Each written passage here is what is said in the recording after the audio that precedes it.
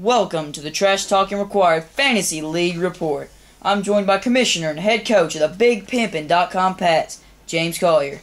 Commissioner, thanks for joining us tonight. How are you? I'm doing well. Thanks for having me tonight. Let's get right to it.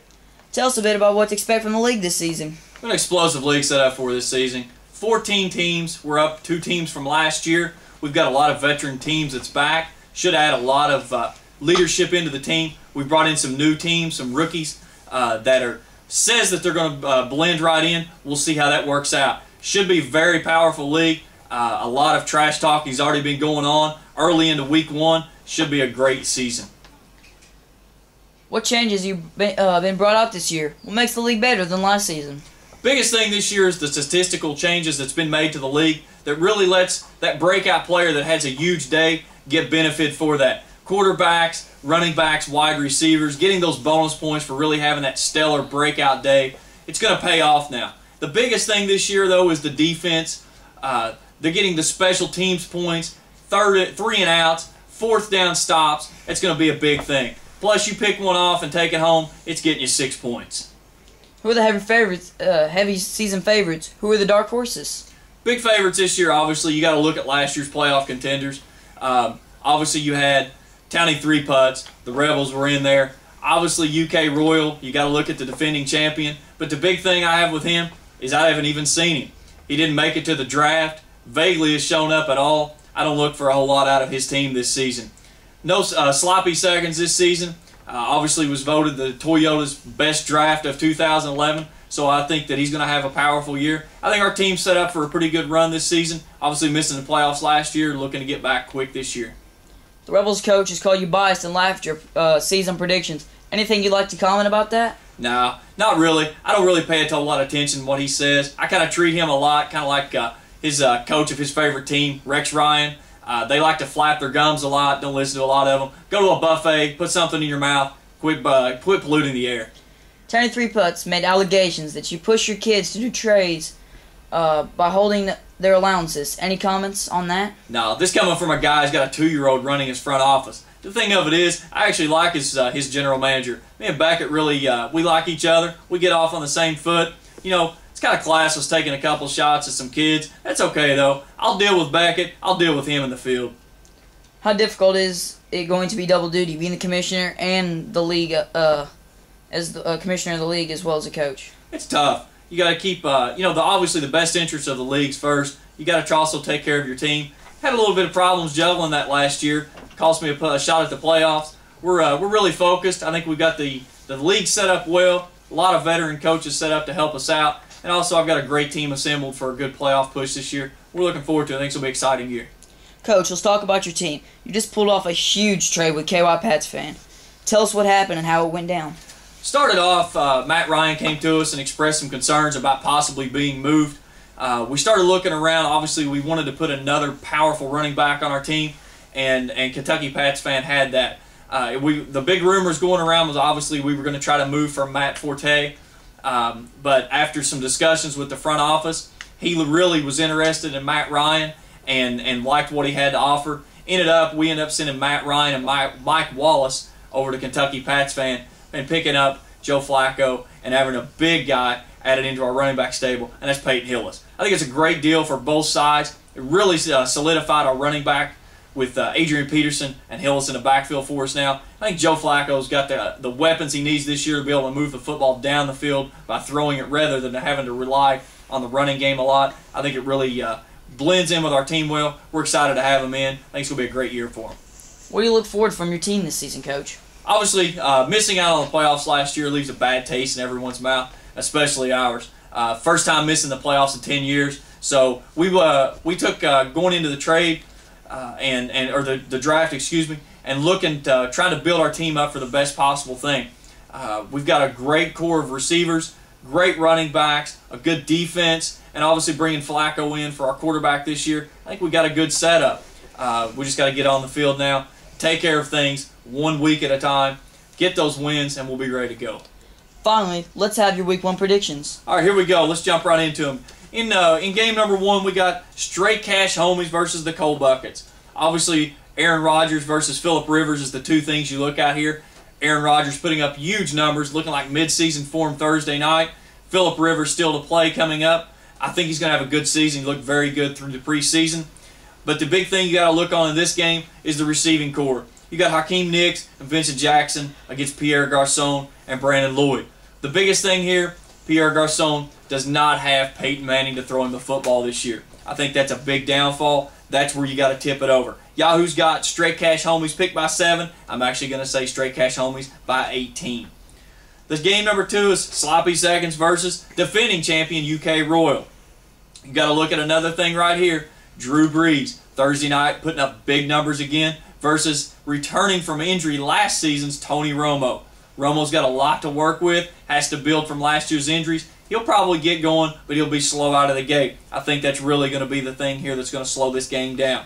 The other thing you look here is, we talked earlier, the defenses. That's how critical they're going to be this year. No Sloppy Seconds is taken the Jets versus the Cowboys. The Jets is very powerful on defense. Getting those 3 and outs and those 4th down stops are going to be huge as grabbing those extra points. I tip them off. Yahoo's taking Sloppy by 11. I'm going to take them by 18. Game number 3, the Googlers versus Kyle's Comet. And Kyle must still be riding a Comet if he has any thought of chance of winning this football game this week. And it's all summed up by one name, Brady. The number 1 overall pick this season in the draft by the Googlers, Tom Brady. This league is built for this guy who just throws a lot of touchdowns, does not throw very many interceptions at all, and just plays flawless football. And that's what we'll see out of him again this year. That is the biggest weighing factor of this league, and that's what's going to lead him probably deep into the playoffs. You look at your running backs, Michael Turner and Lamont Blunt against Steven Jackson and Michael Bush. You obviously look at Googlers on that. Obviously, Kyle's Comets having a very weak receiving core. Googlers have them picked by 11. I'm going to say probably closer to 20. In game number 4, you have the Rebels versus the Kentucky Pats fan. And this game has a lot of question marks still setting up. Obviously, the first biggest one you have to look at from the Pats fan is running back Arian Foster. Does Foster play? And if he does, what does his extent lead to?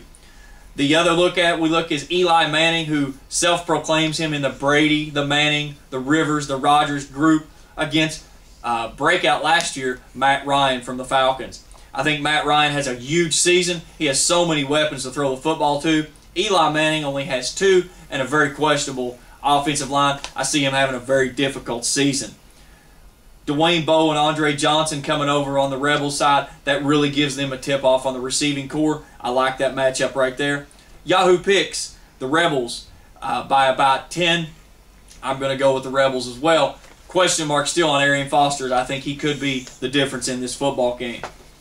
In game number 5, you got Death on Call versus the Real McCoys. The Real McCoys taking a huge setback. Their number 2 pick in the draft, Peyton Manning, gone.